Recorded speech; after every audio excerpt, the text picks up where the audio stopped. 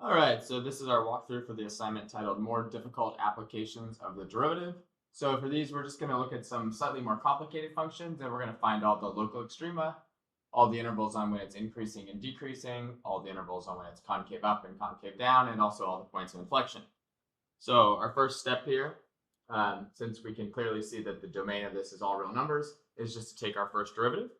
So we'll take our derivative of this, y prime, is going to be equal to we'll use the product rule, so it'll be x times the derivative of e to the x, which is e to the x, plus the derivative of x, which is 1, times e to the x. And then we can see that if we factor in e to the x out of this, we'll have e to the x times x plus 1, which is never undefined. And then we can see when it's equal to 0 to find our other critical values, or to find any critical values. We know that e to the x is always greater than 0. It's never equal to 0. So we just need to set the x plus 1 part equal to 0 to get a critical value of x equals -1. And then we would make a sign chart using our first derivative, putting -1 on our sign chart here. And we'd see that if we plug in something more than -1, like 0, into our derivative, e to the x, as we already said, is always positive, and 0 plus 1 is positive, so this is a positive times a positive, which gives us a positive, which means that the function f is increasing. And if we plug in something like -2, e to the x is still positive, but -2 plus 1 is negative, so a positive times a negative is a negative, and our function is decreasing. So the interval on which our function is decreasing is going to be from -infinity to -1. We'll use a bracket on it like the College Board wants. Our interval for increasing will be the interval from -1 to infinity. And then we just need to figure out what f of -1 actually is, because that will be our local minimum. Okay? So f of -1, well, if we plug -1 into that, we just get -1 e to the -1, or -1 over e. So we can say that we have a minimum, and it happens to be an absolute, but it doesn't ask us about that this time. So we'll say just a local minimum of -1 over e at x equals -1. So that's the first half of the problem. And the second half of our problem is going to be to figure out when it's concave up and when it's concave down. So our first derivative was x e to the x plus e to the x. So to take the derivative of that, we'll just use the product rule on the x e to the x part. In fact, we don't really need to do that, right? Because we knew that the derivative of x e to the x was already x e to the x plus e to the x. So the derivative of x e to the x, the first part of our first derivative, that derivative is just what we got previously. So that's going to be x e to the x plus e to the x. And then we have to then take the derivative of e to the x, which is itself. So again, if we do the factoring here, all of these terms have an e to the x in them. So this becomes e to the x times x plus 1 plus 1, which would be x plus 2. And so we'd again note that this is never undefined, but that it is equal to 0 when x is equal to -2. Again, we don't have to worry about the e to the x because e to the x is never 0. E to the x is always a positive value. So then we'll just make a sign chart using -2 for our second derivative. If we plug in something more than -2, like 0, into our function, we get a positive times a positive, which gives us positive. And if we plug in something less than -2, we get a positive, and then like -1,000,000 plus 2 is negative, so we get a positive times a negative, which is a negative. So we can see that there is a change in the concavity. F is concave down, and then F is concave up. And so we can write out our two intervals. We're going to be concave down from -infinity to -2, this time with a parenthesis. And we'll be concave up from -2 to infinity. And then we just need to figure out what the value of that point of inflection is. Well, we just need to find f of -2. So we go back to the original equation. That's -2e to the -2, or -2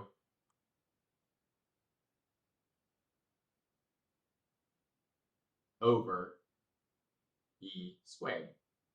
And that will be our point of inflection. So the process is going to be the same for all of these. We're going to take a first derivative, find the critical values, make a sign chart, find a second derivative, find the things that make it undefined or 0, and make a sign chart.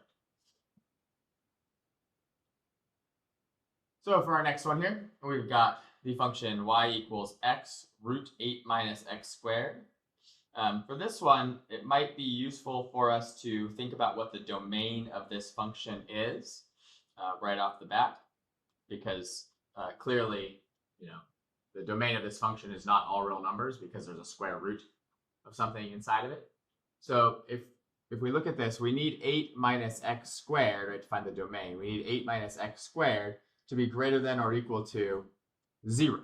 Right? Because otherwise we're taking the square root of a negative value in our original function, which we can't do. So if 8 minus x squared is greater than or equal to 0, we can rewrite this, or we can write this as the square root of 8 minus x times the square root of 8 plus x has got to be greater than or equal to 0, or that would tell us that when x is equal to root 8, or x is equal to 2 root 2, or x is equal to negative 2 root 2, which is the opposite of the square root of 8, that's when this thing equals 0. So if we make a sign chart to find the domain of this, we should be able to see that if I plug in something between the two of those, like 0, we get 2 positives, which is a positive.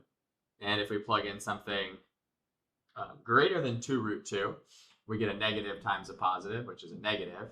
And if we plug in something less than negative 2 root 2, we're going to get 2 negatives, right? A positive and a negative. So the first one will be a positive and the second one will be a negative. So we're still going to get a negative. And so our domain here is going to be negative 2 root 2 to 2 root 2. And I highly suggest that anytime you are presented with a function that has domain restrictions, or that looks like it might, go ahead and check and find what the domain is first, because then if you get any critical values that are not within our domain, or any potential critical values, anything that makes the derivative 0 or undefined, we can just ignore them because they're not in the domain. So there's our domain, negative 2 root 2 to 2 root 2. And now we can go ahead and take our derivative. So this will be a product rule derivative. And so y prime is going to be our first function, which is x, times the derivative of root 8 minus x squared, which is root u. So it's 1 over 2 root u, times the derivative of u, which is negative 2x. And we'll add to that the derivative of the x, which is 1, times root 8 minus x squared. We can hopefully see right off the bat that the 2 here will cancel with the 2 here. And we're going to want to get a common denominator, which is going to be root 8 minus x squared. So I'm going to multiply this by root 8 minus x squared over root 8 minus x squared. And if we do that, then we can see what's going to happen to these two terms. Well, root 8 minus x squared times root 8 minus x squared just equals 8 minus x squared. So we're going to have a negative x squared plus 8 minus x squared all over root 8 minus x squared. Or in other words, we're going to have 8 minus 2x squared over root 8 minus x squared. If we look for what makes this undefined, that'd be anything that makes that denominator equal to 0. Right? And so if we do that, the values that make that denominator equal to 0 are the values that we just found over here, 2 root 2 and negative 2 root 2. They're the endpoints of our domain. So we're going to need to put those as the endpoints of our sign chart for the first derivative. And then we also want to see, when is 8 minus 2x squared equal to 0? Well, 8 minus 2x squared is equal to 0 when x squared is equal to 4. Okay? And so if x squared is equal to 4, then x is going to be equal to plus or minus 2. And so our sign chart is going to start here at negative 2 root 2. It's going to have negative 2, it's going to have positive 2, and it's going to have a 2 root 2 on it. But we're not going to test anything to the left or to the right of negative 2 root 2 or to the right of 2 root 2 because that's not within our domain. So if we plug in something between negative 2 and 2, like 0, we know that this denominator right here is always going to be positive. And this will also be positive if x is 0. So we end up with a positive number inside of here. And if we plug in something between 2 and 2 root 2, that means that we're squaring something, right, that when we multiply it by 2 is going to be more than 8, right? The 2x squared is going to be more than 8 if we pick something between 2 and root 2, because 2 is what makes that 0. So a larger number than 2, that's even if it's smaller than 2 root 2, is still going to give us something that is more than 8. So 8 minus 8 will be negative, so we'll end up with a negative here. And the same thing happens down here, which tells us that our function f is decreasing, then it's increasing, and then it's decreasing. And so as we write out our intervals here, we're going to say that f, let's see if we can put this here, f is decreasing on the interval from negative 2 root 2 to negative 2, and then again from 2 to 2 root 2. And then it is increasing on the interval from negative 2 to 2. And we're also going to need to figure out what the local max and the local min are. And we'll note that we've got them at the endpoints, and we've also got them at negative 2 and at 2. So we know that f of negative 2 root 2 and f of 2 root 2 are both equal to 0, right? Because we already did that in the original equation here and found that those are what made that original equation equal to 0. But if we look for f of 2, well, f of 2 and f of negative 2, right? F of 2 is going to be 2 times the square root of 8 minus 2 squared. And negative 2 is going to come out to be the same thing except with a negative in front of it. So 8 minus 4 is 4, and the square root of 4 is 2. So for one of them, we get 2 times 2, which is 4. And for the other one, we get negative 2 times 2, which is negative 4. So we should be able to see that we have a local max at negative 2 root 2. So we've got a local max of 0 because the function is at its endpoint at negative 2 root 2, and then it goes down. So local max of 0 at negative 2 root 2.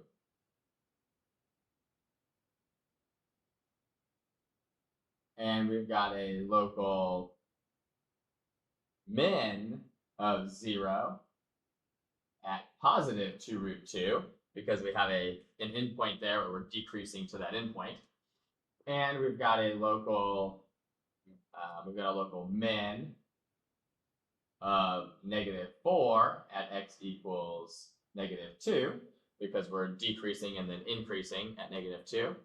And we have a local max of 4 at x equals 2, because at 2 we're increasing and then decreasing. All right, so our next step here is going to be to do all the stuff for the concavity, the points of inflection, concave up, concave down. So we're going to take our first derivative, and we'll deal with all this. Here, our first derivative was 8 minus 2x squared over root 8 minus x squared. And so to find the second derivative here, to find the derivative of this, we're going to have to use the quotient rule. So y double prime is going to be root 8 minus x squared, so the denominator, times the derivative of the numerator, so du, will be negative 4x, minus the numerator, 8 minus 2x squared, times the derivative of the denominator. And the derivative of that denominator, we actually did that same derivative earlier.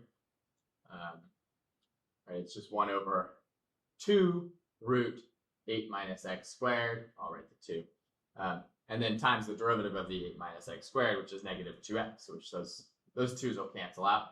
And then it's all over the denominator squared. So root 8 minus x squared squared is just going to be 8 minus x squared. We can see that the 2's here will cancel out.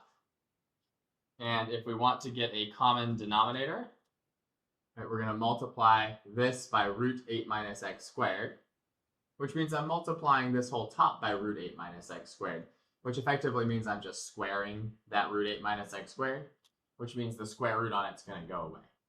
And so what we end up with when we sort of work through all this is a negative 4x times just an 8 minus x squared minus a negative x, which really just means plus x, times the 8 minus 2x squared, all over.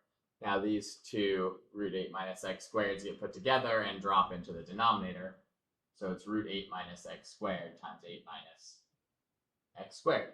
And if we distribute out what we've got going in the numerator there, it looks like we end up with a negative 32x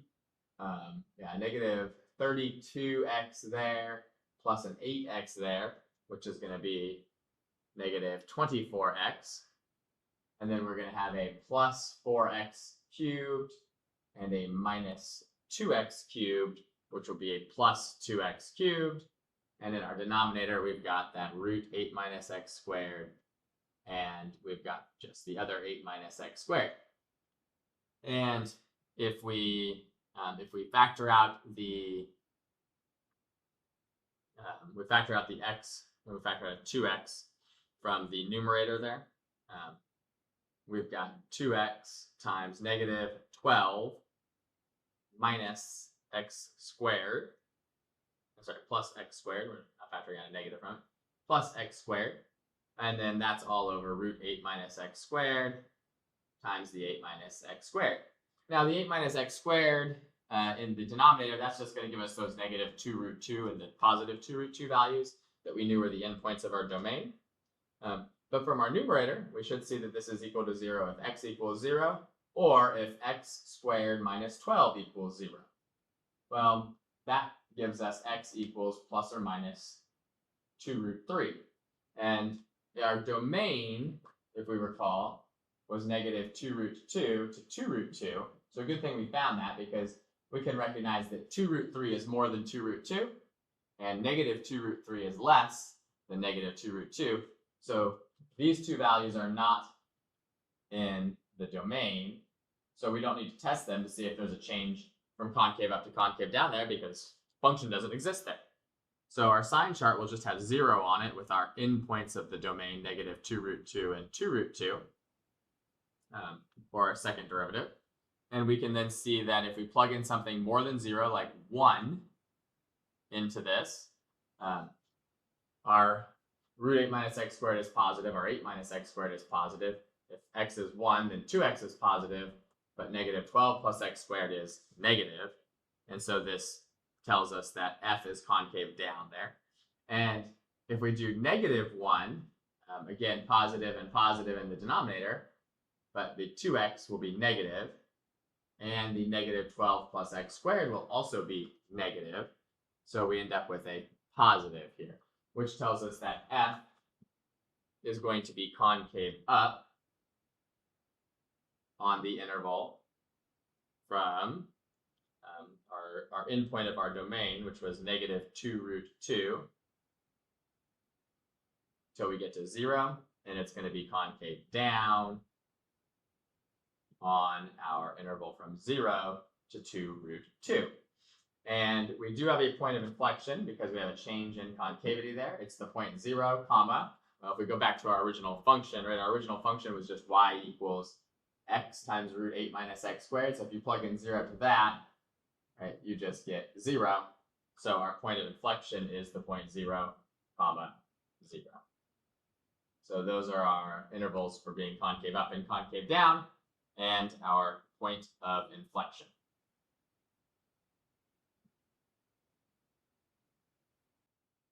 Our next problem here is just going to be same thing. We're going to be looking for all those intervals on increasing, decreasing, the maxima, minima, and the points of inflection. So we have x times the cube root of 3x plus 2. So again, we'll take our derivative here using the product rule.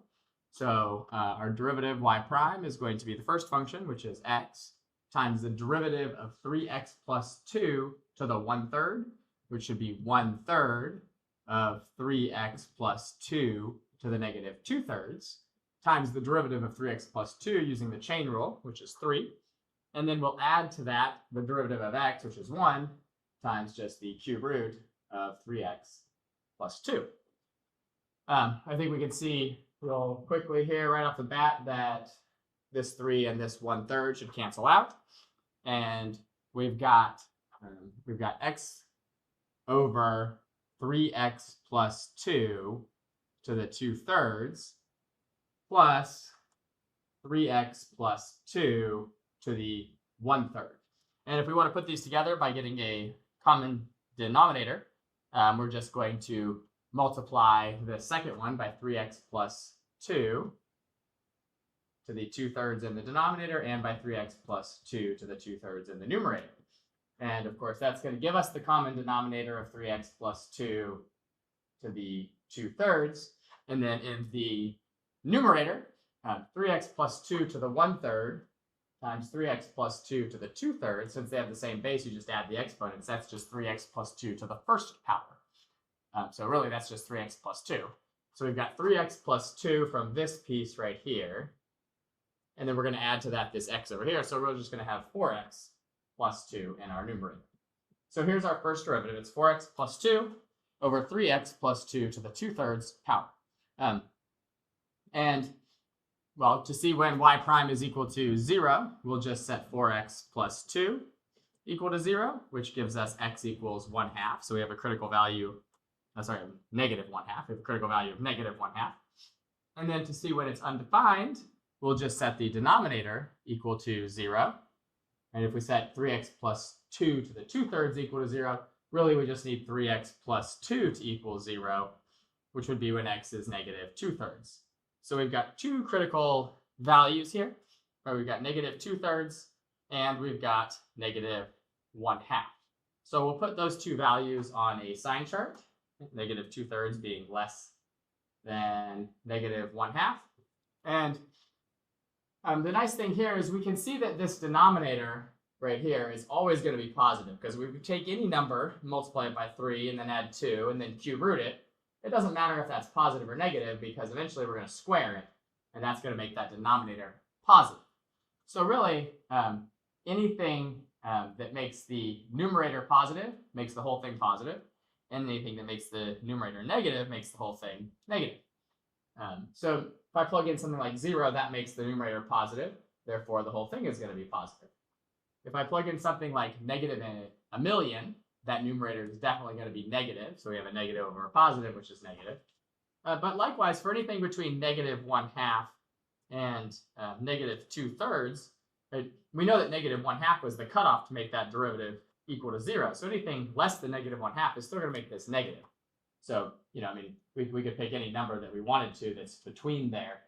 Like this is negative 6/12. This is negative 8/12. So we could choose negative 7/12. And if we plug that in to our numerator here, we're going to still get a negative number. So we can see that our function is decreasing, then continuing to decrease, and then increasing. Okay? And so we're going to have one local minimum, and that local minimum is going to be at negative 1/2. We're not going to have a local maximum here, right? So we'll figure out what f of negative 1/2 is. F of negative 1/2 is negative 1/2 times the cube root of 3 times negative 1/2, which would be negative 3/2 plus 2. So negative 3/2 plus 2 is 1/2. So that's the cube root of 1/2. So we have negative 1 over 2 times the cube root of 1 over 2, which is just going to be 1 over 2 cube roots of 2, because the cube root of 1 there in the numerator is just going to be positive. Okay. And we can see, we've got our increasing and our decreasing intervals there also. We have no local maximum here. So we'll write this out. No local max, local min of 1 over 2 cube roots of 2, and that's at x equals negative 1/2. Oh, so that's a negative value. I forgot the negative I had on in front there. So that's negative 1 over 2 cube roots of 2. And we are decreasing from negative infinity till negative 1/2, and we are increasing from negative 1/2 to infinity. And so that's what we can do with our first derivative there. So now we'll need to deal with our second derivative. So we had our first derivative looked like 4x plus 2 over 3x plus 2 to the 2/3. So we'll go with that. If y prime was 4x plus 2 over 3x plus 2 to the 2/3, we're just going to use the quotient rule to figure out our second derivative there. So that'll be the denominator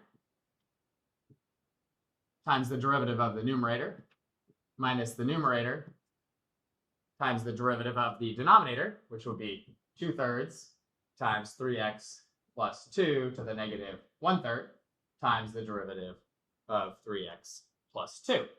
And then it'll all be over 3x plus 2 to the 2/3 squared. Well, 2/3 squared is, if they're both powers, you multiply the powers, so 2/3 times 2 is 4/3. And we'll want to simplify this down, of course. So in order to do that, it'd be nice to, I guess, factor out the common terms. But first, before we factor out the common terms, let's cancel out the 3 with this 3 in the denominator there. I don't really care about all the constants, but I do care about factoring out a 3x plus 2 to the negative 1/3 out of the top. Right, if I take 3x plus 2 to the negative 1/3 out of 3x plus 2 to the positive 2/3, I just get 3x plus 2. And that's going to be multiplied by that 4 that's right there. And then I'm going to have minus 4x plus 2. It's then being multiplied by this 2. And really that's all I'm going to have up there because I'm taking out the 3x plus 2 to the negative 1/3 out into the front. And it's all going to be over 3x plus 2 to the 4/3.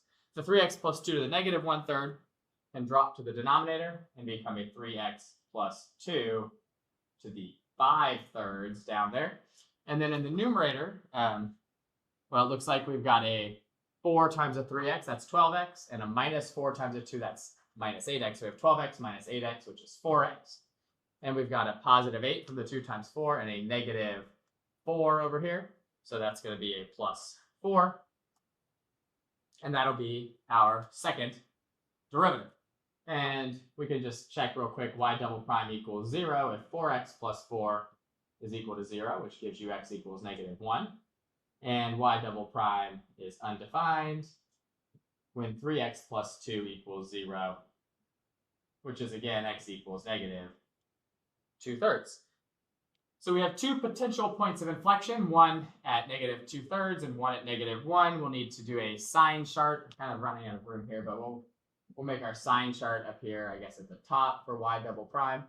We've got negative 1 and we've got negative 2/3 on there. If I plug in something more than negative 2/3, for example, 0 to my second derivative, I end up with a positive 4 in the numerator. Right, and in the denominator, I have 2 to the 5/3 power, which would be positive, so that's going to be positive. If I plug in something like negative 1,000,000, the numerator is going to be negative, and the denominator is also going to be negative, because I'll end up with a negative down in the denominator to the 5/3 power, which will keep it negative. So negative over negative is positive.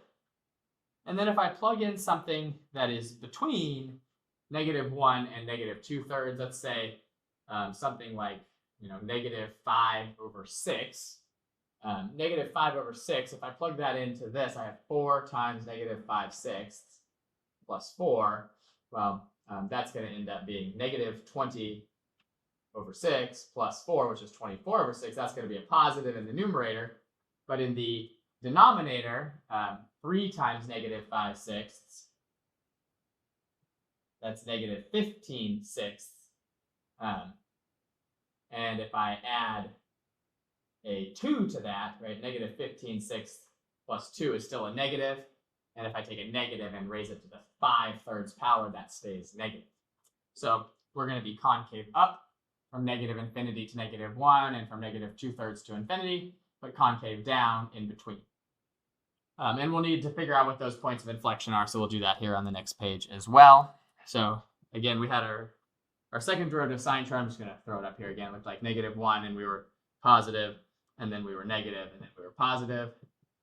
And our original function was x, y equals x, cube root of 3x plus 2.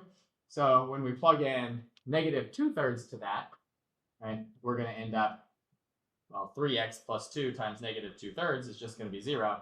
So we have negative 2/3 times 0, which is 0. And if we evaluate this at 1, we end up with a 1 out in front. And then we end up with a cube root. Sorry, not 1. We have negative 1. We have a negative 1 out in front. And we end up with the cube root inside of here of negative 3 plus 2, which is negative 1. And since the cube root of negative 1 is negative 1, negative 1, it's just 1. So we have 2 points of inflection. They are the points negative 2/3, 0, and the point negative 1, 1. We are concave up on the interval from negative infinity to negative 1 and from negative 2/3 to infinity. And we are concave down from negative 1 to negative 2/3.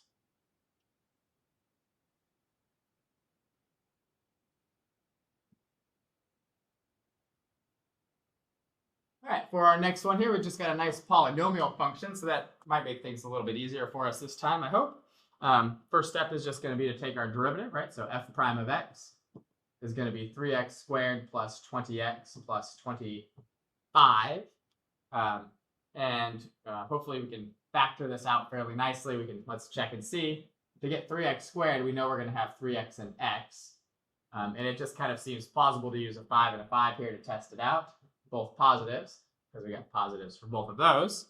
And so, yeah, that works out. 3x times 5 is 15x, and 5 times x is 5x. So, yeah, that's 20x in the middle. So that's our factorization. Set this equal to 0, noting that f prime is never going to be undefined. And we end up with x equals negative 5/3 and x equals negative 5 as our 2 critical values.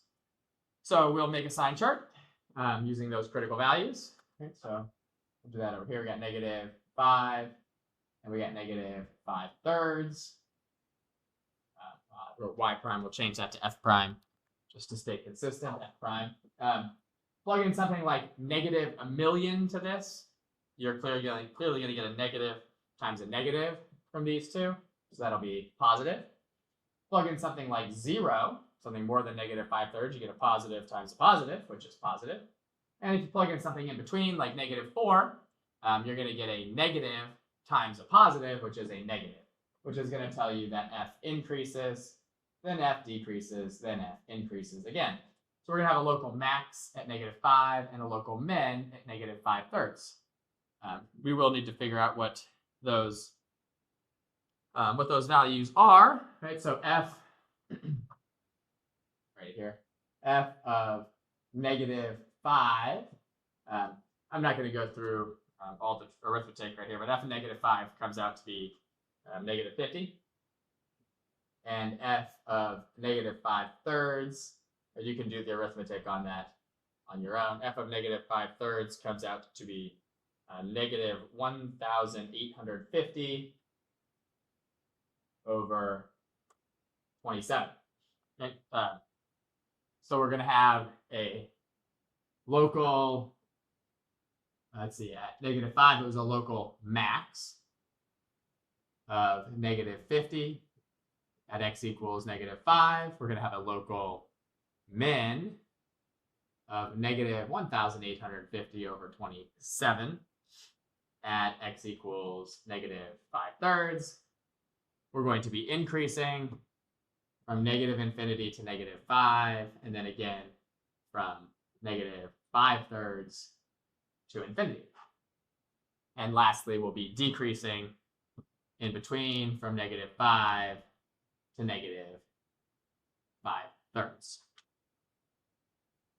Then we'll need to take our second derivative, do our second derivative test here.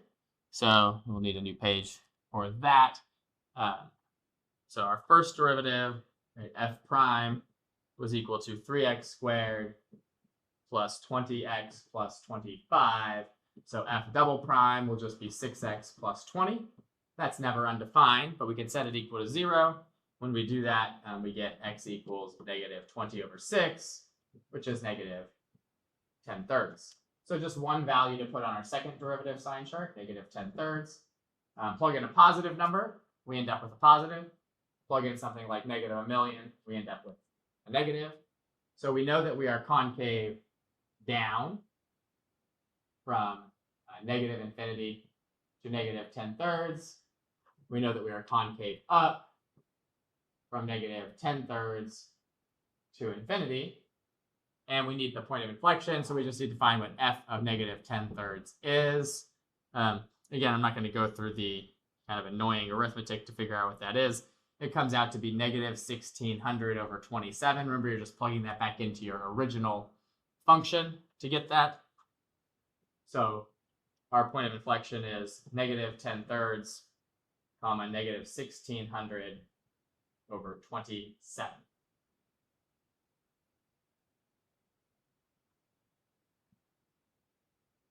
Okay, for our next one here, we've got the function x squared minus 1 squared.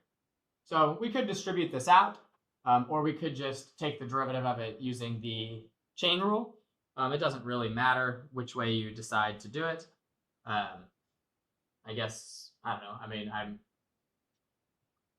I'll just use the chain rule, I guess. F prime of x here is going to be equal to 2 times x squared minus 1 to the second power. Right? And then times the derivative of x squared minus 1, which is 2x. Never undefined. Sorry, not squared. Just 2 times x squared minus 1. Drop by power. So 2 times x squared minus 1, and then times 2x. And so we can further factor that if we want to. We can call this 4x times x plus 1, x minus 1. Right? And when we set that equal to 0, we end up with x equals 0, x equals negative 1, and x equals positive 1. And so we have negative 1, 0, and 1. So now we'll just plug in some values to see what our function is doing on this interval. Right? So this is for f prime. Something less than negative 1, like negative 1,000,000, right? We end up with a negative here, and a negative here. So 3 negatives makes a negative. Something between negative 1 and 0, like negative 1/2, will give us a negative here, but a positive here in the middle, right? And then another negative. So 2 negatives and a positive is a positive. Something like 1/2 is going to give us a positive, and a negative. That's a negative. And something more than 1, like 1,000,000, is going to give us 3 positives. So f decreases, increases, decreases, and increases. Okay. So we're going to have local minima at negative 1 and 1, and a local max at 0. And let's see, we'll find those values. So f of negative 1, well, negative 1 squared is 1, and 1 minus 1 is 0, so that's going to just be 0. Same with f of 1, that's also going to be 0. And then f of 0 is just going to end up being 1, right? Because if you plug in 0, you get negative 1 squared. So we have a local min of 0, and that's at x equals negative 1 and x equals 1, and a local max of 1 at x equals 0. We are decreasing from negative infinity to negative 1, and then again from 0 to 1, and we are increasing from negative 1 to 0, and again from 1 to infinity. So then we'll take our second derivative now. Now we're not in a great form up here for our second derivative. If we distribute that out though, we have 4x times x squared minus 1. That's 4x cubed minus 4x. So f prime was 4x cubed minus 4x. So f double prime using the power rule will be 12x squared minus 4, which will equal 0, well, when x squared is equal to 4/12, right? Well, 4/12 is 1/3. So that'd be x is equal to positive or negative square root of 1/3, or 1 over root 3. So we'll make a sign chart, right, with negative 1 over root 3 and positive 1 over root 3 for f double prime. Something in between those would be 0, which clearly gives us a negative in the middle, because 0 squared times 12 is 0, and we'll subtract 4. And then something more than 1 over root 3, like a billion, is going to give us a positive, as will negative a billion, because when we square that, it becomes positive. We'll need to figure out the value of f of negative 1 over root 3 and f of positive 1 over root 3. Well, those are going to have the exact same values, because if we look back at our original function, right, we're just squaring the value and then subtracting 1 from it, right? So when we square negative root 1/3 and positive root 1/3, we're just going to get 1/3 each time. And so if I do 1/3 minus 1, that'll be negative 2/3. When I square negative 2/3 for both of them, I'm just going to end up getting 4/9. So we have points of inflection of negative 1 over root 3, 4/9, as well as positive 1 over root 3, 4/9. And we are also going to be concave up from negative infinity to negative 1 over root 3, and again from 1 over root 3 to infinity. And we will be concave down from negative 1 over root 3 to positive 1 over root 3. And that'll be it for that problem. So we got a couple more here. One more of these before we get into the graphing ones. So just another nice polynomial one. We'll first take our derivative. F prime is going to be 4x cubed minus 12x squared. When we set that equal to 0, we'll factor out the 4x squared, leaving us with just x minus 3 in the middle. Okay? And that's equal to 0 when x is 0 and when x is 3. And again, we don't really need to check about it being undefined, because a polynomial is never undefined, nor is its derivative or second derivative, and so on. So we have two values for our sign chart, 0 and 3. Something less than 0, like a negative number, is going to give us a positive times a negative, so negative. Something between 0 and 3 is going to do the exact same thing, right? Because 4x squared is always positive, but something between 0 and 3, like 1, is still going to be negative. And then something more than 3, like a million, is going to be a positive times a positive. So we can see that f decreases, continues to decrease, and then increases. So we've just got a local min, no local max. We'll need to find f of 0, which is obviously just 2, right? And then we'll also need to find f of 3. If you go ahead and do the arithmetic on f of 3, it looks like you're going to get, what, 3 to the 4th is 81. And if you subtract from that 108, that's negative 27. Add 2 to that is negative 25. So it looks like that local min is at negative 25. And sorry, I don't know why we found this f of 0 value. We don't actually need that f of 0 value at the moment. That's not really necessary because that wasn't a max or a min, right? We just have the local min at 3. So we are decreasing from negative infinity to 3, and then that's it. And then we are increasing from 3 to infinity, and we have a local min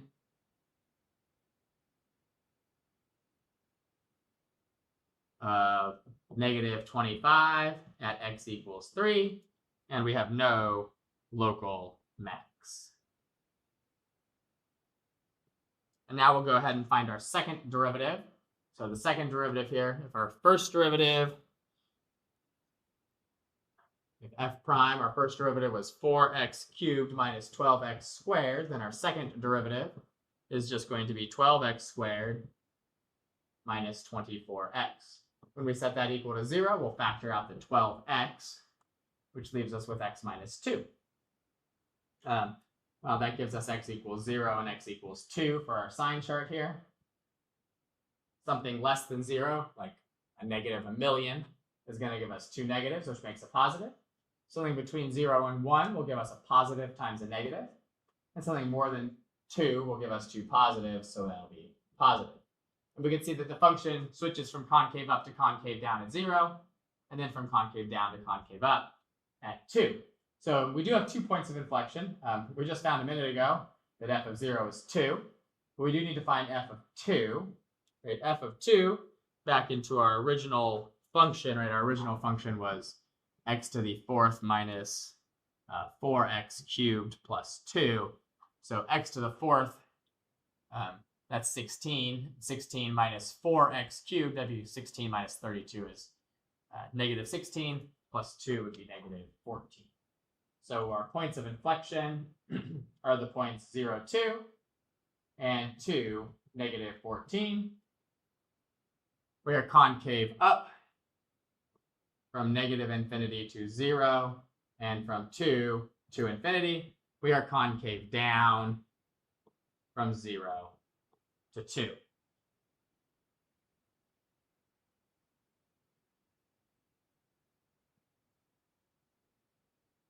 All right, so now we're going to be asked to just sketch the graph of the function, right? And so we're going to have to find all of this stuff. We're going to have to find all the extrema, the increasing and decreasing intervals, points of inflection, the concavity, the x-intercepts, the asymptotes, which means we've got a little extra work to do for each of these. We'll start with the things that we can do without doing a derivative, right? So we'll start by just finding the x and the y intercepts. So we'll set our original function equal to 0, which means we're going to factor out the x cubed, giving us x equals 0 and x equals 2. Right, so we're going to have an x-intercept of 0, and we're going to have an x-intercept of 2. Right, so I'm going to write those x-intercepts are the points 0, 0, and 2, 0.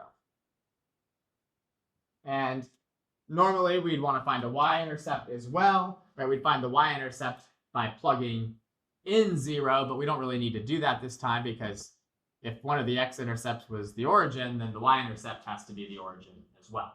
So we're going to put in here, let's see, I'm gonna just make like every 4 boxes for this one 1. So there's 1, 2. So there's going to be 2, 0, and there's going to be 0, 0. So this will be negative 1. This will be 1. This will be negative 1. Just because I know that this function is kind of going to have some stuff happening right there around 1 and 2 in that general vicinity. So I want to be able to see what's going on there. There are no asymptotes for this.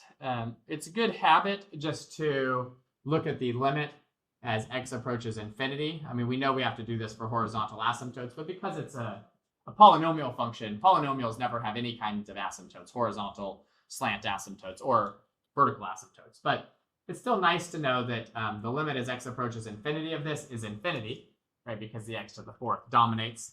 And the limit as x approaches negative infinity of this is also infinity. So that kind of tells us what our end behavior is like. It means that we're going to be going up and going up towards infinity on both sides. We'll deal with that and make sure we sketch it properly in a minute, but that's the general idea of what it's going to be doing. So now we'll go ahead and find our first derivative. So we've got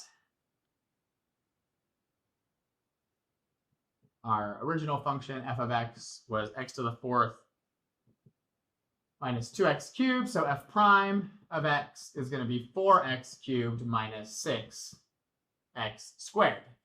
And so we'll just set that equal to 0 because there's never a time when that's going to be undefined. We'll factor out a 2x squared from it, leaving us with 2x minus 3.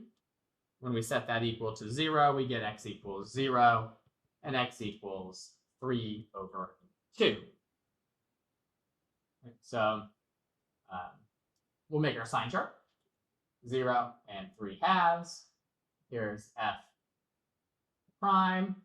Something less than 0, like negative 1,000,000, is going to give us a positive from the 2x squared, but a negative from the other, so that's negative. From 0 to 3/2, that'd be something like 1, which is going to give us a positive times a negative, which is also negative, and something more than 3/2, like 1,000,000,000, will give us 2 positives, so we'll be increasing. So we can see that we decrease, decrease, increase, right? And so we have a local min at 3/2 and no local max. And in fact, we'll even write out that we're decreasing on the interval from negative infinity to 3/2, increasing on the interval from 3/2 to infinity, and we have no local max. And we need to find f of 3/2. I'm not going to go through the arithmetic to find f of 3/2. F of 3/2 ends up being negative 27 over 16. So we have a local min of negative 27 over 16 at x equals 3/2. So that's a new point for us to plot, the point 3/2 and negative 27/16. So, well, we'll go ahead and do that on our graph here. So 3/2 will be right here between 1 and 2. And then negative 27 over 16 is going to be less than negative 1, right? If you think about negative 27 over 16, right? That's negative 1, and then we're going to have 11/16, right? So negative 1 and 11/16 will be, so that's going to be pretty close to negative 2. So here's negative 2 down here. It's going to be, negative 8/16, where it would be the halfway point here. But then negative 11/16 should be just shy of 3/4. So right about there is going to be our point. Then we'll go in and we'll deal with our second derivative. So if our first derivative was 4x cubed minus 6x squared, then we're going to need to take that derivative, right? So f prime was equal to 4x cubed minus 6x squared. Then f double prime is going to be 12x squared minus 12x. When I set that equal to 0, I'll factor out the 12x, leaving me with 12x times x minus 1, giving me 2 possible points of inflection, x equals 0 and x equals 1. We'll make a second derivative sign chart with 0 and 1 on it. Put in a real big negative, like negative 1,000,000. Those are both negatives, so you get a positive. Put in a half, and you get a positive times a negative, so concave down. And then something more than 1, like 1,000,000,000, you get 2 positives, and we're concave up. So it looks like we have a point of inflection at 0, 0, right? Because we already knew the point at 0 was 0, 0. We also have a point of inflection at 1, comma something, f of 1, right? And f was, again, x to the 4th minus 2x cubed. So if I put in 1 to that, right, f of 1 is just going to be 1 minus 2, or negative 1. So we have 2 points of inflection, 0, 0, and 1, negative 1. And then we are concave up from negative infinity to 0, and from 1 to infinity. And we are concave down from 0 to 1. And so now we are ready to sketch our graph. We're going to put that point 1, negative 1 on there. So there's 1, negative 1. And we'll look back at what this is doing. We know we need to start up here coming from infinity, right? And we need to decrease to 0 and then continue to decrease to 3/2. And as we decrease, we're going to be concave up till we get to 0. So we're going to decrease, but be concave up. Then at the point 0, 0, we had a point of inflection, and it flips to be concave down until I get to 1. But we're still decreasing. So concave down, but decreasing. Then at the point 1, -1, we continue to decrease because it says we're still decreasing to 3/2 here. But we switch back to being concave up and continue to be concave up forever. So we're going to decrease and be concave up until we get to 3/2. And then, 3/2 here. And then we're going to increase and be concave up forever after that. We need to make sure that we go through our x-intercept and then up to infinity. And that's what our graph should look like.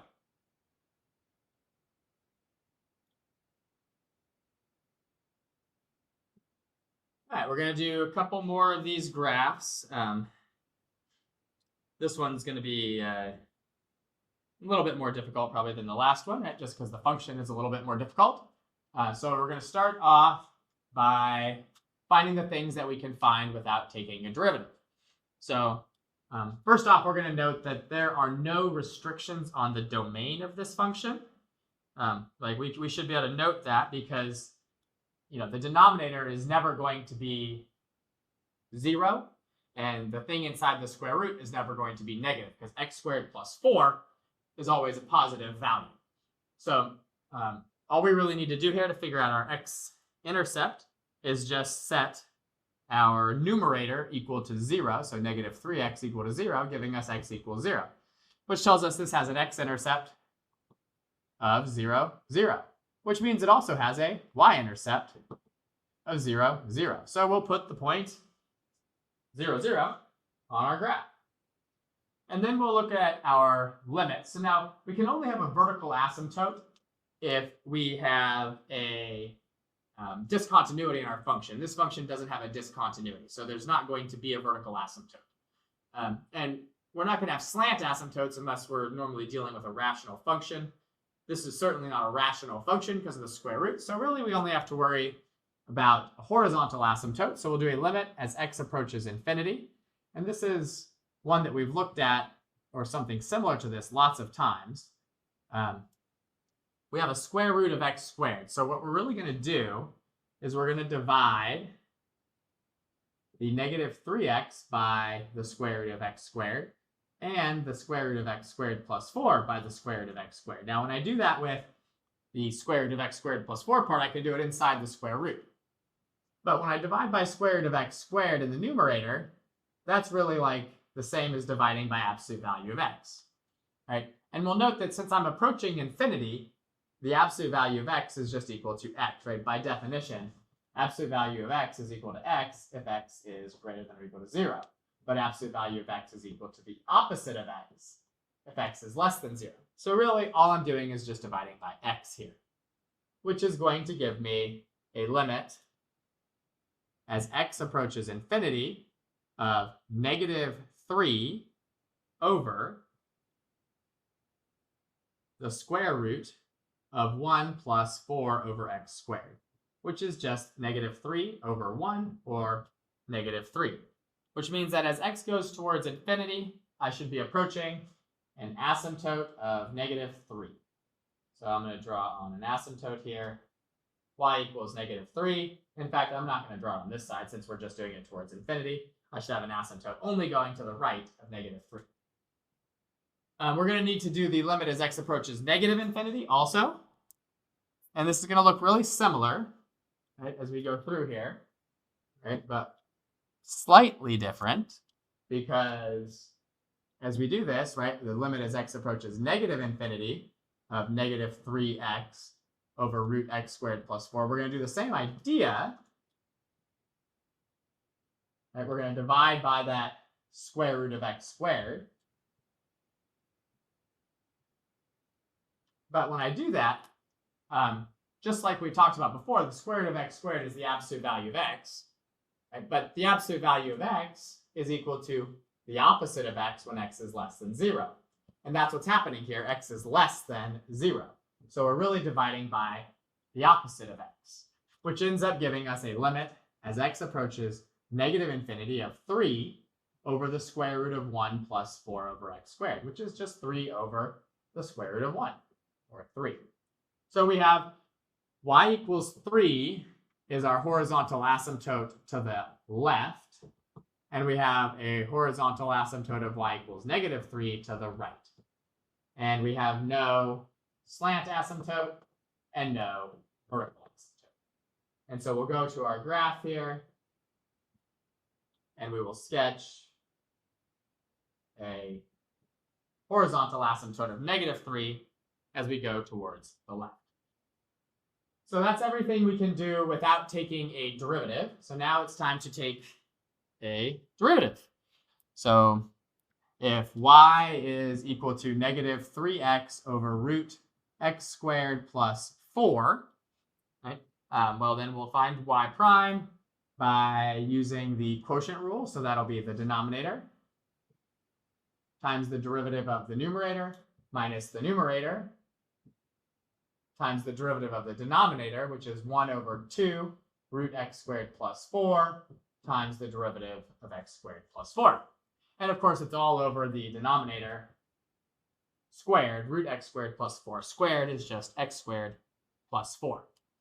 We can cancel out the 2's, and we're going to need to get a common denominator, so that'll be root x squared plus 4. If I multiply the bottom of that first piece of the fraction by root x squared plus 4, I have to also multiply the top of it by root x squared plus 4, which is effectively like squaring that square root. So we end up with -3 times x squared plus 4 plus 3x times x all over the x squared plus 4 times the root x squared plus 4. So x squared plus 4 to the 3/2 power. Or if we simplify all of that down, this is -3x squared, and this is positive 3x squared. Well, I don't know why I drew that big arrow, but that's just positive 3x squared. So those cancel out. We just end up with 4 over x squared plus 4 to the 3/2. And we can see that there's nothing that makes this equal to 0, and there's nothing that makes the denominator equal to 0, that makes it undefined, so we have no critical values, which means that this thing is either always increasing or it's always decreasing. I'm sorry, and I messed that up there. That's -3 times 4, which is -12. I don't know why I put a 4 up there. I just kind of forgot to do the distributing. So that's a -12 up there. But still, there's no critical values. And because the denominator here is always positive, right, because we are taking a square root of a positive and then cubing it, right, it's always going to be positive, then y prime is always less than 0, which means that this function is decreasing from -infinity to infinity. And it is never increasing. And it has no max or min, whether they are local or absolute. And then we're ready to, there's no points to plot for that. So now we're ready to just find our second derivative. So if y prime was -12 over, what do we have? We had x squared plus 4 to the 3/2 power, then we can take the derivative of that just using the reciprocal rule, because it's a constant over a function. So the derivative of this should just be the opposite of the constant, and then times the derivative of the function that's in the bottom. The derivative of that is 3/2 of x squared plus 4 to the 1/2 power times the derivative of x squared plus 4, which is just 2x. And then in the denominator, we're going to have x squared plus 4 to the 3/2 squared. So all of that's going to end up simplifying down fairly nicely, I think, here. The x squared plus 4 to the 3/2 squared, and the denominator is just x squared plus 4 to the, multiply those out to the third. And in the top, we have a 2 with a 2 that should cancel. We're going to keep that x. The negatives should cancel. We're going to have a 12 times a 3, which is going to be a 36x. And we have a root x squared plus 4. If we want, we can rewrite this as 36x over x squared plus 4 to the 5/2 power. And we can see that the only time when this is equal to 0 is if 36x equals 0, which would be when x is 0. So we have one possible point of inflection at 0. So we'll make a sign chart for our second derivative, noting that the denominator is still always positive. So when we put in a positive to the numerator, we get a positive. And when we put in a negative to the numerator, we get a negative. We already have the value of the function at 0. So our point of inflection is just 0, 0. We are concave down on the interval negative infinity to 0. And we are concave up on the interval from 0 to infinity. So we have a point of inflection there. And we start out concave down. And we go to concave up. And it's got to look concave down and then concave up through that point 0, 0. If you want to just test a couple of other points in there, you could, but we're going to have to approach this asymptote, be concave down, and then concave up afterwards and approach that asymptote. That's really all it could look like. And that's essentially what this function looks like. And that's what our graph is going to be.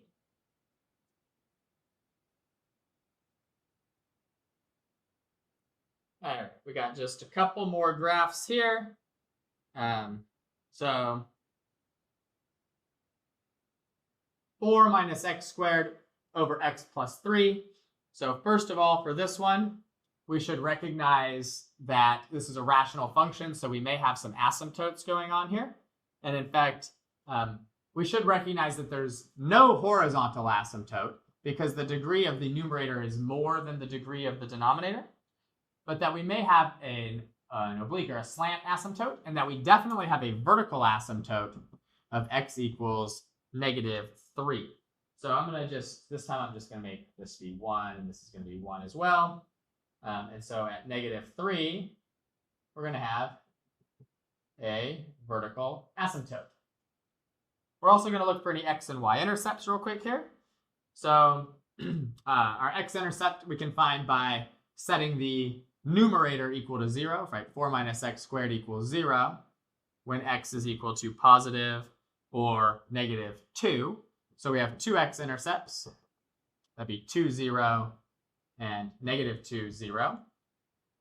So 2, 0, and negative 2, 0 are going to be two x-intercepts for us. And then we also can look for a y-intercept, right, by just plugging in 0 to our function. So our y-intercept would be f of 0, which is just going to be 4 over 3. So it looks like that's going to be right about there. So we have a y-intercept of 0, 4/3. We're still going to need to find a slant asymptote here. So the best way to do that is to just do the division here on the 4 minus x squared divided by the x plus 3. So we'll note that if we write this out as negative x squared plus 4 over x plus 3, that's more like what we're looking at here. We'll do synthetic division with negative 3 being in the box, a negative 1 for the negative x squared, a 0, and then a 4. And when we do that, we'll bring down the negative 1. Okay. We'll multiply the negative 3 times the negative 1 to get 3. We will add those together. We will multiply here to get negative 9 and add to get negative 5. And we'll see that our only terms that matter here are these two. Our slant asymptote is going to be y equals negative x plus 3, which we know looks like this. So that is negative x plus 3, our slant asymptote. So now we're ready to take our derivative, find our maxima and our minima. So we'll go ahead and take our derivative now. So if y is equal to 4 minus x squared over x plus 3, then y prime will be found using the quotient rule. Right?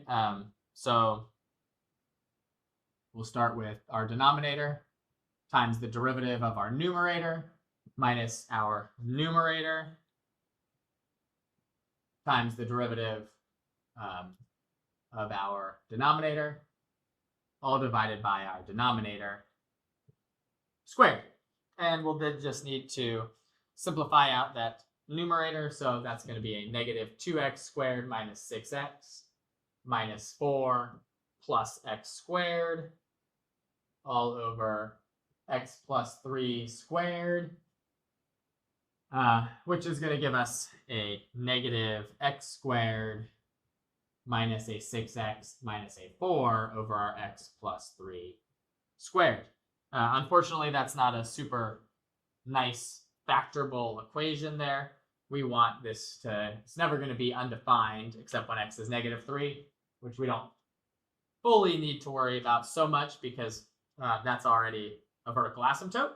But we do need to figure out when negative x squared minus 6x minus 4 equals 0. So we'll use the quadratic formula on that. The opposite of b will be 6. So when x is equal to 6 plus or minus the square root of b squared minus 4 times a times c all over 2a, which is going to end up giving us 6 plus or minus the square root of 36 minus 16, so the square root of 20 over negative 2, which ends up being negative 3 plus or minus, right, because this is going to be 2 root 5. So we can do the 6 over the negative 2 gives us negative 3, and then the 2's cancel, so plus or minus root 5.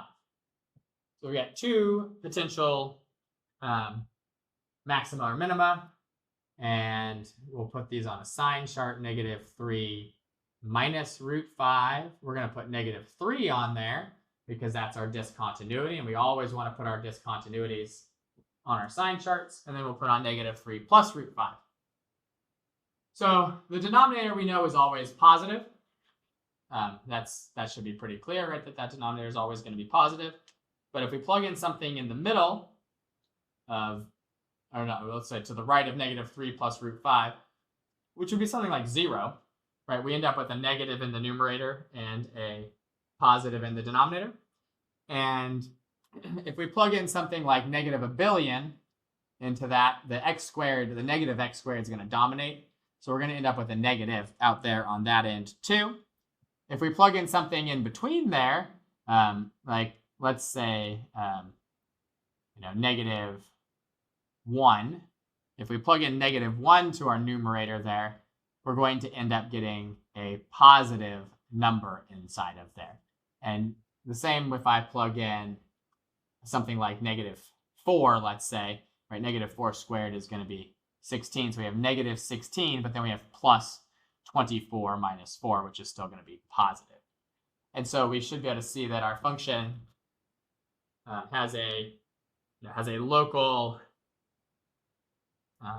min. Let's sketch this here. We got decreasing, increasing, increasing, decreasing. Local min at negative 3 minus root 5, and a local max at negative 3 plus root 5.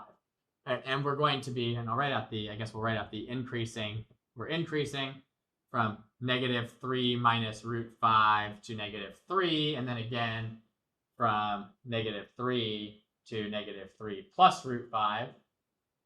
And I'm not going to include the negative 3 because that's a discontinuity on the function. And we're decreasing from negative infinity to negative 3 minus root 5, and from negative 3 plus root 5 to infinity. Right, so those are our intervals on which we're increasing and decreasing. We do need to be able to plot these points. Now, it's kind of annoying to plug those in, so I've just kind of already done this in advance on my calculator. So the local min there at negative 3 minus root 5 is about 10.472. So you just plug negative 3 minus root 5 into the original function. And that's at x equals negative 3 minus root 5.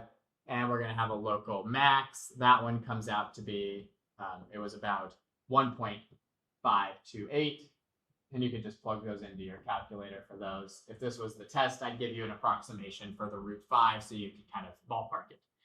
But we're going to plot those 2 points.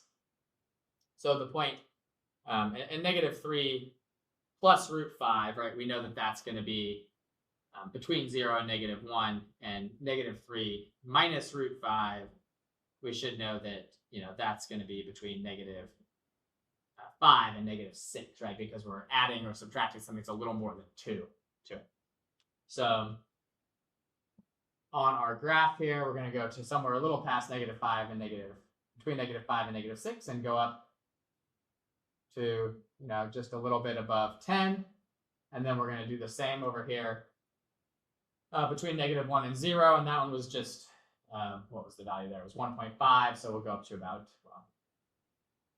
1.5. Okay? And so we've kind of already got enough to really start graphing this thing, but we really do need to do the intervals of concave up and concave down. So we need a second derivative. So we'll take our first derivative.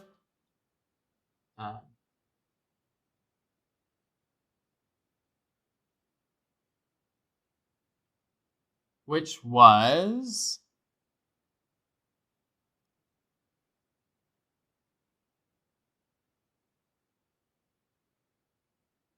let's see, what was our first derivative? We had it a second ago. It was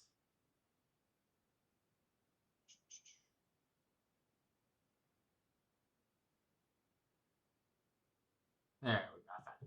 Negative x squared minus 6x minus 4 over x plus 3 squared. So that was our first derivative. So now we need our second derivative. Again, we're just going to use the quotient rule on this. So this is going to be the denominator, x plus 3 squared, times the derivative of the numerator, which is negative 2x minus 6. And then minus the numerator, which is negative x squared minus 6x minus 4, times the derivative of the denominator, which is just 2 times x plus 3, all over that x plus 3 squared, which will be x plus 3 to the 4th power. We can factor out, if we think about this, this is a 2x plus 6, and this has got a 2x plus 6 if I take a negative 1 out of it, right? So let's factor out a 2x plus 6 from everything in the numerator, leaving me with a negative 1 times an x plus 3 squared, and leaving me with a minus a negative x squared minus 6x minus 4, all over x plus 3 to the 4th. Well, 2x plus 6, right? This is just 2 times x plus 3. So I can get rid of the x plus 3 there and cancel it with an x plus 3 in the denominator. Right? I'll do that in the next step. So x plus 3 to the 4th here for now. And then as we simplify this down, as we can see here, this is going to become x plus 3 to the 3rd because we're going to cancel it with this x plus 3. And then we're left with 2 times whatever we've got inside of here. Well, this is going to be negative x squared minus 6x minus 9. And then this is actually going to be minus a minus x squared. So those will cancel with the minus x squared. And minus a minus 6x, which will cancel with the minus 6x. So really, I've got negative 9 minus a negative 4. Negative 9 minus a negative 4 is a negative 5. So I've got negative 5 times the 2. I've really just got a negative 10 up there. And so we should see then that there is no change in concavity for this thing, because the only place where this is undefined is at negative 3, which was our asymptote. So when we make our sign chart, we will want to see that, if I plug in something like 0, we get a negative over a positive, so we're concave down over here. And if I plug in something like negative 1,000,000, we're negative over a negative, which is concave up. So no points of inflection, because negative 3 can't be, because it's our vertical asymptote, but we're concave up from negative infinity to negative 3, and we're concave down from negative 3 to infinity. And so now we just go back to our graph, and that kind of makes sense for what we've plotted here. This should look concave down, and we're going to have something in here that's going to go out to this asymptote and come up here to this asymptote and look about like that. And we've now just got one problem left to go, right? We've got this x plus 1 squared over x squared plus 1. And so we'll start off by doing our asymptotes. I'm going to, and our x and y intercepts, I'm going to rewrite this as x squared plus 2x plus 1 for a second over x squared plus 1, just so we can see that this is a rational function and that the limit as x approaches infinity and negative infinity just follows the regular exponent rules, but the regular asymptote rules, right? The limit as x approaches infinity of f of x or of y is equal to 1 because the degree is the same in the numerator and the denominator, and the same with negative infinity. So we have a horizontal asymptote of y equals 1. There's nothing that makes this thing undefined. So there's no vertical asymptote. And there's no slant asymptote because the degree of the numerator and the degree of the denominator are the same. So there's our asymptotes, y equals 1 in both directions, no vertical and no slant. We can find our x-intercept by setting the original function equal to 0, which just means set the numerator equal to 0, giving us negative 1. Okay? And we can find our y-intercept by just plugging in 0 to our function. Right? So that'll give us 1 squared over 0 squared plus 1. That just gives us 1. So our y-intercept is 0, 1. So those are our intercepts, right? We've got negative 1, 0. In fact, I'm going to make this a little bit, I'm going to call every 2 boxes 1 for this. So we have 0, 1, and we have negative 1, 0 as 2 of our points here. Now we just need to start doing our derivative things. So we're going to take our derivative of this. And of course, in order to take the derivative of this, we will need to use the quotient rule. So our function, after I rewrote it as x squared plus 2x plus 1 over x squared plus 1, we'll use the quotient rule on that. So we'll do denominator times derivative of numerator minus numerator times derivative of denominator all over the denominator squared. And there's a bunch of simplification to go on here. Right, this is going to be a 2x cubed and a 2x squared and a 2x and a 2. And then we're going to have a minus 2x cubed, and we're going to have a minus 4x squared, and we're going to have a minus 2x. And then we'll simplify all that. So the 2x cubes will cancel with the minus 2x cubed.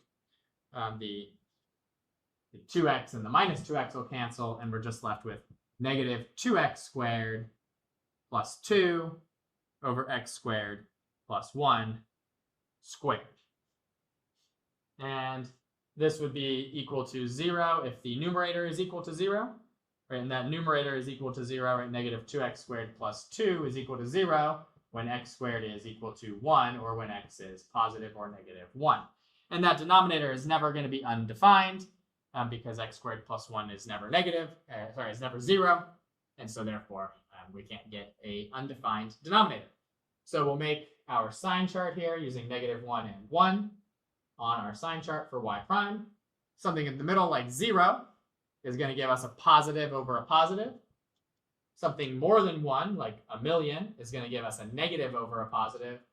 And something like negative a million is going to give us a negative over a positive, so also negative. So we can see that f decreases, increases, and decreases. So f has a local min at negative 1 and a local max at 1. We'll need to find f of 1. At f of 1 plugged back into our original equation. That's going to be 1 plus 2 plus 1 over 1 plus 1, right? That's 4 over 2, so that's 2. So now we can say that we have a local min of 0 Let's see, we'll do this on the new page.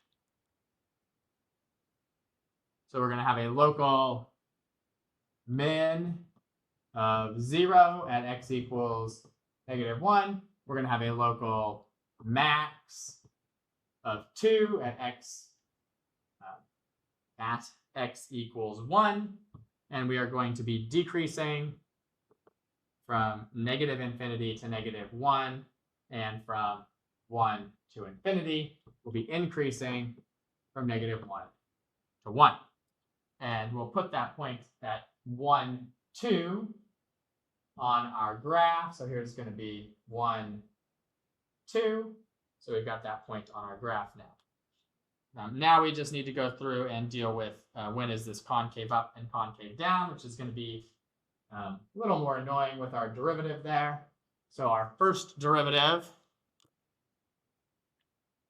was -2x squared plus 2 over x squared plus 1 squared. And so when we take our second derivative, it's going to be quotient rule. X squared plus 1 squared times the derivative of -2x squared plus 2, which is -4x, minus, so v du minus u, our numerator, -2x squared plus 2, times the derivative of x squared plus 1 squared, which is 2, times x squared plus 1 to the first, times the derivative of x squared plus 1. And it's all over x squared plus 1 to the fourth. Well, right off the bat, we're going to simplify this down a little bit. This has an x squared plus 1. This has an x squared plus 1. This has an x squared plus 1. I'm going to cancel out some x squared plus 1s. So this is going to leave me with just -4x times x squared plus 1, and then minus a -2x squared plus 2 times a 2 times a 2x over x squared plus 1 to the third power. Now we'll just start distributing some stuff out here. That's going to be -4x cubed minus 4x. This is a 4x here, right, that we're distributing. So this is going to be -2x squared. That'd be +2x squared times the 4x is going to be a +8x cubed. And then the -2, right, times the 4x is going to be a -8x. All over our x squared plus 1 cubed, which is going to end up giving us a +4x cubed minus a 12x over our x squared plus 1 cubed. That's never undefined, but it's equal to 0 if 4x times x squared minus 3 equals 0, which is when x is 0 or x is positive or negative √3. So we'll make our second derivative sign chart. Something between 0 and √3 would be 1. And again, that denominator is always positive. So if I plug in 1, I get a positive and a negative. So that's negative. If we plug in something more than √3, like a billion, we get a positive times a positive. Something like -1, we get a negative and a negative, which is a positive. And then something like -1 billion, we get a negative here, but a positive here, so that's negative. So we can see that we are concave down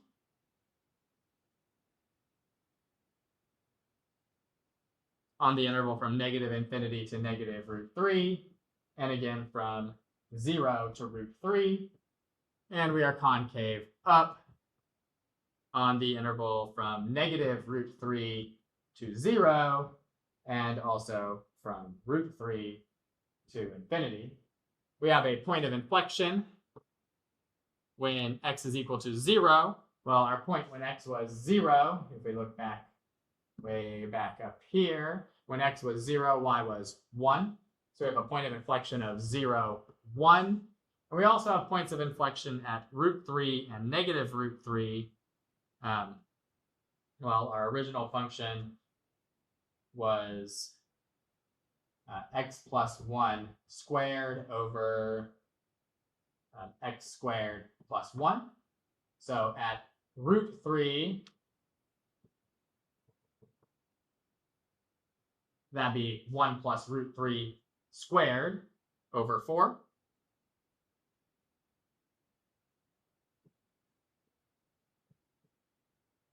And at negative root 3, that'd be 1 minus root 3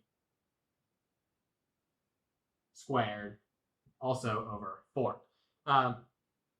And I'm not going to bother to quite figure out exactly what those decimal approximations are. I know that those values are going to be a little bit less than 1, because if I take if I take 1 and I subtract root 3, that's not going to be more than 2.